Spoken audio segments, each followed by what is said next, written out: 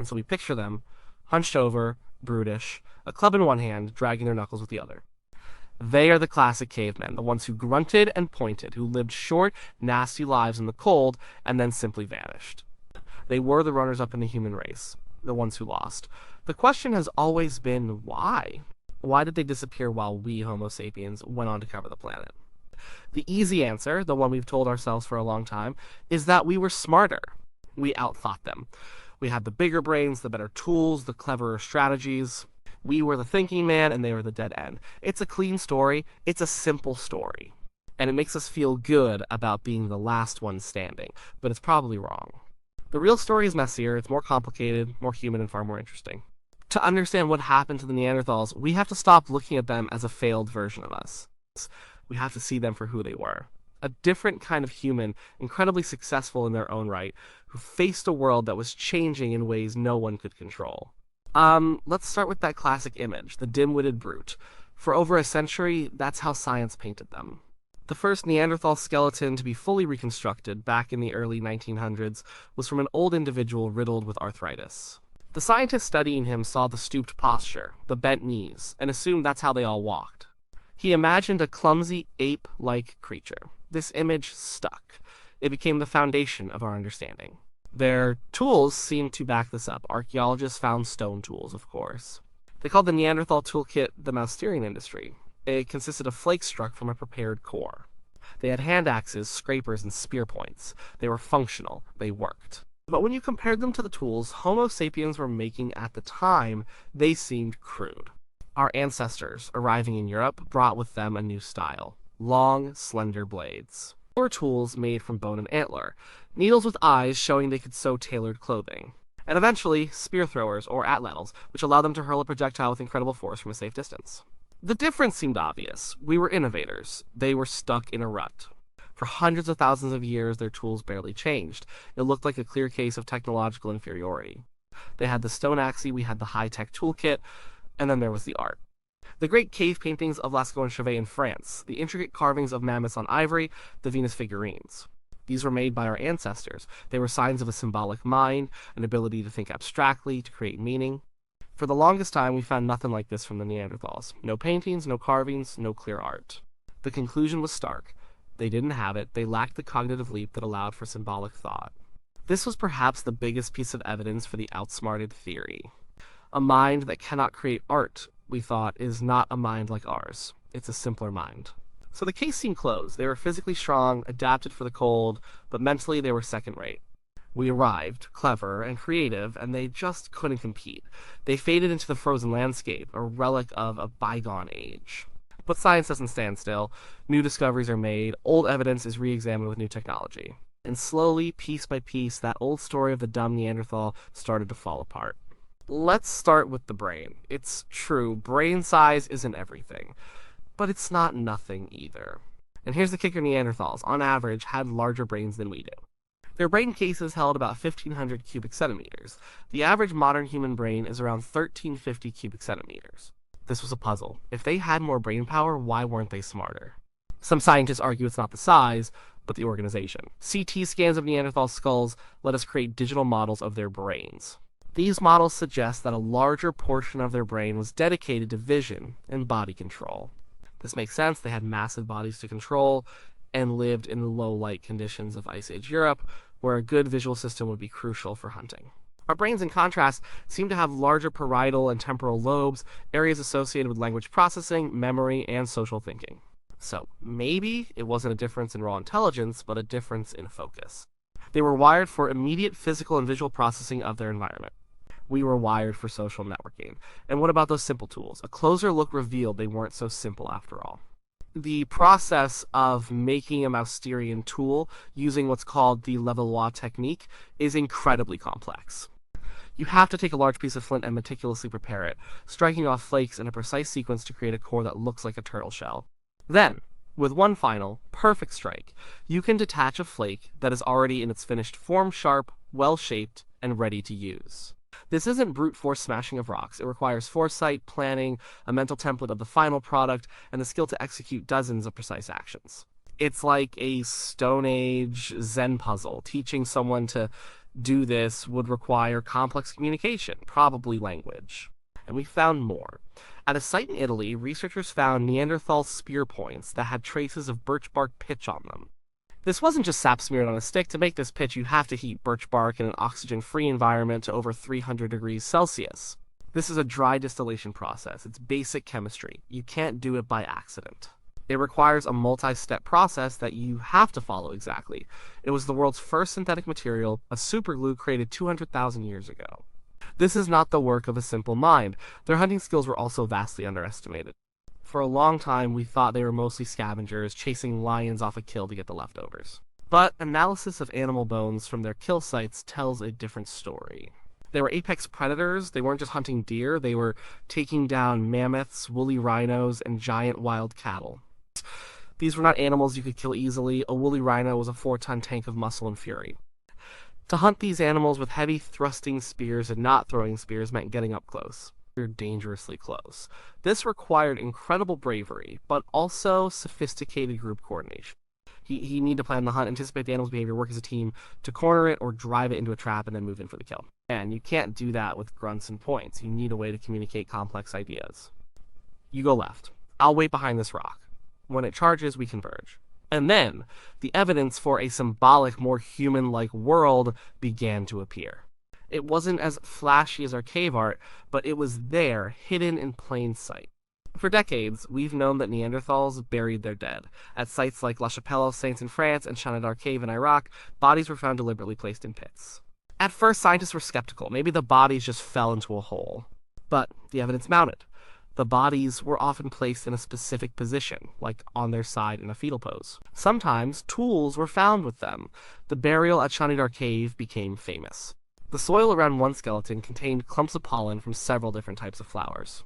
The archaeologist Ralph Selecki suggested this was a flower burial, that his companions had laid him to rest on a bed of wildflowers. It was a beautiful, romantic image. Other scientists later argued that burrowing rodents could have brought the pollen into the grave. The debate still goes on, but the fact remains they were intentionally burying their dead. Whether it was for spiritual reasons or just to keep scavengers away, it shows a level of awareness and care that we once thought was unique to us. It shows they understood death. Then we found the personal ornaments. In Croatia, at the Krapina site, a collection of eagle talons was discovered. They were about 130,000 years old. Microscopic analysis showed they had cut marks and signs of being polished and strung together, possibly as a necklace or a rattle. This wasn't for a tool. This was jewelry. This was a statement. This was symbolism. In Spain, we found seashells with holes drilled in them and traces of pigment. These shells came from miles away from the coast, meaning they were transported intentionally. They were painted with red and yellow ochre. This is self-expression. It's about identity. And pigments like ochre were found at many Neanderthal sites. They were grinding it up, mixing it into a paste. What for? Maybe for decorating their bodies. Maybe for rituals. We don't know for sure, but it's another crack in the wall between us and them. The most profound discovery came from a cave in France called Bruniquel. Deep inside the cave, more than 300 meters from the entrance, in total darkness, someone had done something extraordinary. They had snapped hundreds of stalagmites into uniform lengths and arranged them into 2 large rings and several smaller piles. They then built fires on top of these structures. This wasn't a home. It wasn't a shelter. It was something else, and it was built 176,000 years ago. The only humans in Europe at that time were Neanderthals. This structure is one of the most compelling pieces of evidence for their humanity. It required planning on a grand scale. A group of people had to venture deep into the earth carrying some form of lighting. They had to work together to break and move over 2 tons of rock, and they did it for a purpose we may never understand, but it was clearly a symbolic, ritualistic purpose. This was not the work of creatures living solely in the moment.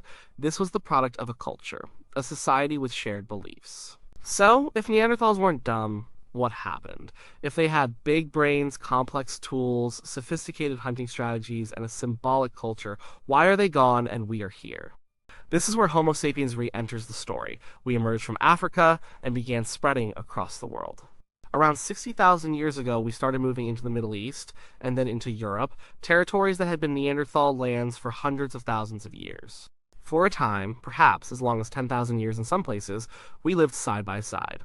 What was that interaction like? Was it a violent 10,000-year war as some have imagined?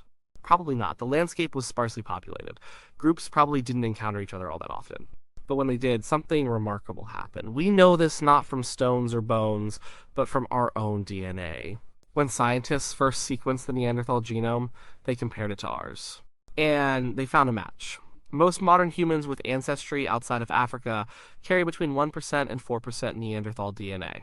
This means our ancestors didn't just replace them, they met them, and they had children with them. This changes everything. It means they weren't a separate species in the strictest sense. They were a different branch of the human family, but we were genetically compatible. They are not entirely extinct. A small part of them lives on in us. Their genes may have helped our ancestors adapt to the colder, darker climates of Europe, providing us with genetic information related to our immune systems and skin pigmentation. But interbreeding doesn't explain their disappearance. It just makes the question more pointed. If we were close enough to be family, why did their family line fade away while ours took over the world? The answer is probably not one single thing. It was likely a perfect storm of small disadvantages and bad luck that over thousands of years became an insurmountable problem. Let's go back to our respective toolkits. While Neanderthal tools were effective, ours were different. We tended to make more specialized tools. We had a wider variety of materials, including bone, ivory, and antler. This might have given us a slight edge in efficiency. More importantly, we had true projectile weapons. The Neanderthal spear was a heavy, stabbing weapon.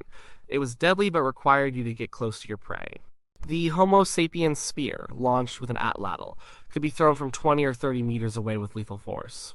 This is a huge advantage. It makes hunting safer. You have fewer hunting accidents, so more hunters survive to provide for the group. It might also make you more successful. You can take down animals that are too skittish to approach closely. A slightly more efficient and safer way of getting food might not seem like a big deal day to day. But over centuries, a group that brings in 5% more calories and has 5% fewer deaths will grow, while the other group stagnates or shrinks. Another key difference might have been our social structure. Neanderthals seem to have lived in smaller, more isolated groups. The genetic studies of their remains suggest a low level of genetic diversity, which is common in small, inbred populations. Their artifacts also tend to be made from local materials, suggesting they didn't travel or trade over long distances. Homo sapiens, on the other hand, appear to have built larger, more widespread social networks. We find seashells hundreds of miles from the coast. We find flint tools made from stone that was quarried far away. This suggests trade, or at least long-distance connections. These networks are a huge survival advantage. If your local group is struggling, if the reindeer herds move away, you can rely on your connections with a group 100 miles away. You can trade for resources, you can share information about where the hunting is good. You can find mates from outside your immediate family, keeping the gene pool healthy. A larger social network acts as a safety net. Neanderthal groups, more isolated, would have been more vulnerable.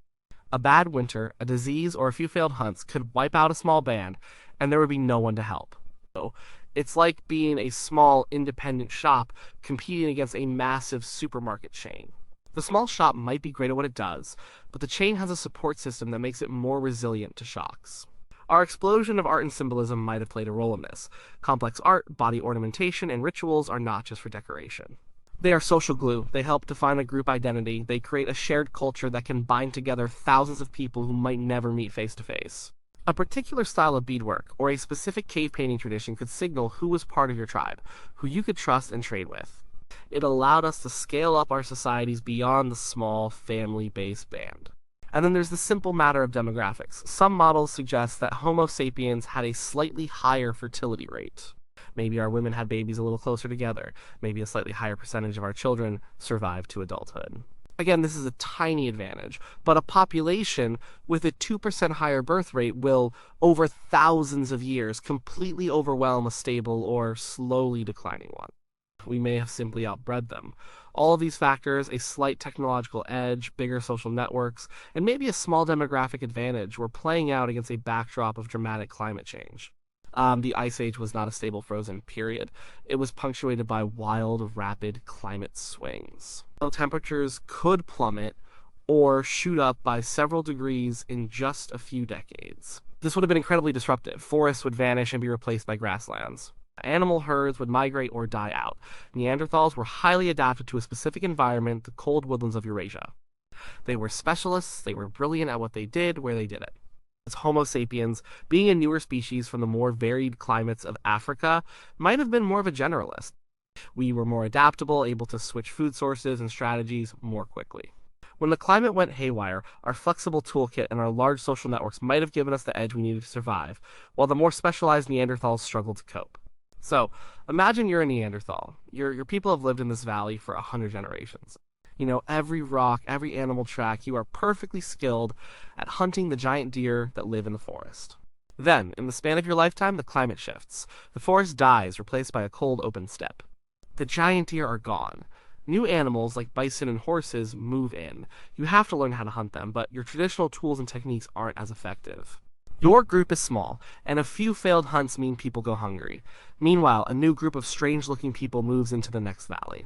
They are slender, not as strong as you, but they are numerous. They have a weapon that lets them kill the bison from a distance.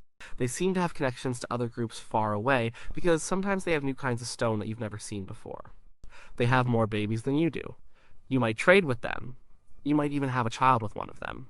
But their population is growing and yours is shrinking. They are taking up more and more of the best hunting ground. Over time, your group gets smaller and smaller until one day there are none left. This wasn't a war, it wasn't a battle of wits where the smarter human won. It was a long, slow process of attrition. It was a story of a successful, intelligent people being overwhelmed by a combination of factors they couldn't control. And a changing climate, a new competitor that was just a little bit more efficient in a few key ways, and the simple, brutal math of population dynamics. Were they outsmarted? No. That word doesn't fit. It implies a contest, a single event. It dismisses the hundreds of thousands of years that they thrived, masters of their world. They were brilliant survivors, tough and resilient. They cared for their sick and old. They mourned their dead. They created beauty in the form of an eagle talon necklace. They built strange monuments in the dark heart of the earth. They were human. Just a different kind of human. Their story is a powerful reminder. Success in evolution isn't just about being strong or smart. It can be about being lucky. It can be about being in the right place at the right time with the right set of adaptations. And sometimes it's just about being slightly better at networking. The Neanderthals weren't a failure. They were a successful human lineage that came to an end. Their legacy is not one of extinction, but of a story that became intertwined with our own, a ghost in our machine, a faint echo in our DNA that reminds us we weren't always alone on this planet.